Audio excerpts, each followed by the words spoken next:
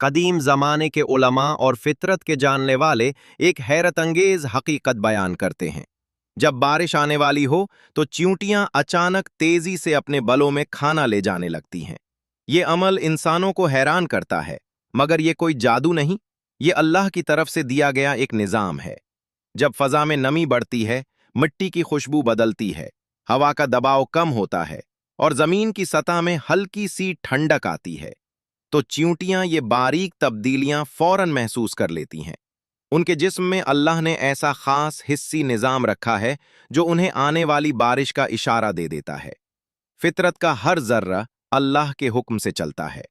चींटी न पढ़ी लिखी होती है, न मौसम का इल्म रखती है, मगर जब बारिश करीब होती है तो वो अपने रब के बताए हुए इशारे से महफूज जगह चली जाती है और अपने बुल बंद कर लेती है।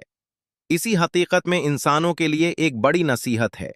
जो रब एक नन्ही सी चींटी को भी बारिश से पहले खबर दे देता है, वो इंसान को कैसे बेसहारा छोड़ सकता है। अल्लाह हमेशा अपने बंदों को इशारे देकर रास्ता दिखाता है। बस इंसान को इन छोटी छोटी निशानियों पर गौर करना होता है।